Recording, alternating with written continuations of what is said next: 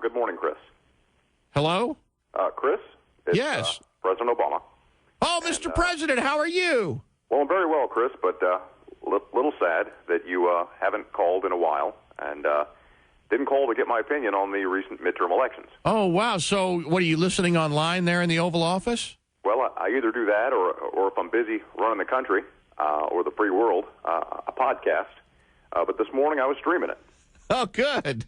Well, it's quite a surprise to have you jump in here on Screenless, Anonymous, and Pointless, Mr. President. Well, sometimes, Chris, if the mountain won't come to Barack, Barack comes to the mountain. Wow. I think that's flattering. Or are you calling me fat? Well, Chris, here's the deal. Look, you're a regular guy. We're buddies, right? This is between you and I? Yeah, we hang. I feel like I can talk to you. This is a hard time for me, and I just want to talk this through. Well, thank you very much, Mr. President. Well, I know that I didn't call for your reaction to the election, so please allow me. What is your reaction to the election, and did you watch it by yourself? No, Chris, I watched it with a lot of my advisors. A lot of people looking to do the best thing for the American people. Harry Reid, Nancy Pelosi was on Skype, which is a good place. Yeah. And you could tell, speaking of Nancy Pelosi, by the looks on the faces of a lot of the Democrats, except her, there was sadness. Uh-huh. It sucked. I won't mince words, Chris. The election sucked. Oh, wow. Those are pretty harsh words coming from the president.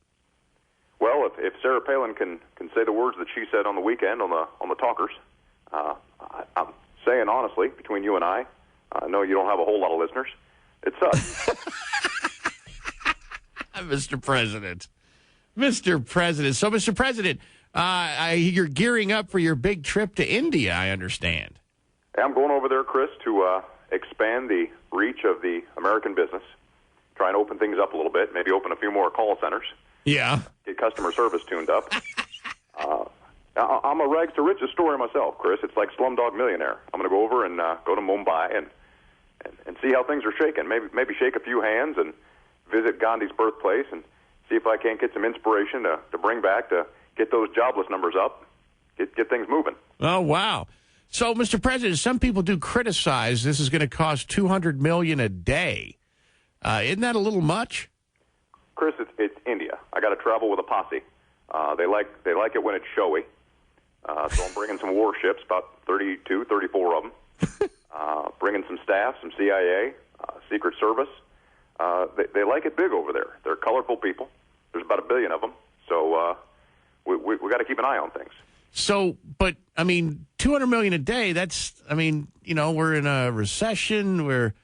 You're running up trillions of dollars in debt, Mr. President. I mean, think about that, Chris. Trillions. Yeah. We're trillions of dollars in debt. What's $200 million?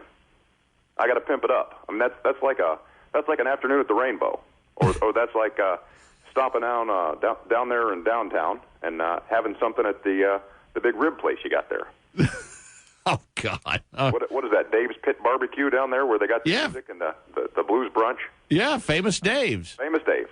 Well, that's like a morning with me and Michelle and Sasha and Malia down there at the Famous Dave's for the blues brunch, the gospel blues brunch. Yeah. And maybe not even getting drinks. So a trip to India at $200 million a day is similar to going to Famous Dave's. Well, in the grand scheme, with the kind of money that it costs to run this great country, and then if we bring back some industry, if we partner, we're looking to bring back some big money. Oh, wow. All right.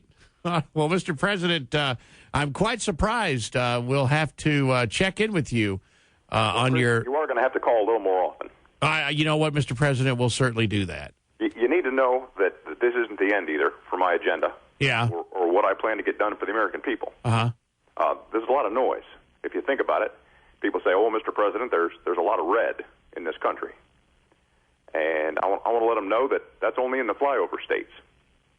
They said, no, Mr. President, that's the heartland. And I said, that's where they make the grains. So that's the colon of the country. 69 people, Chris, 69 million people voted for me in 2008. Yeah. That's a whole lot more than voted for all the senators and congressmen. I'm the president, Chris. Yes. I got a little power going on here. Yeah, well, that would be true, Mr. President. I guess, that could be your answer for about anything. $200 million a day?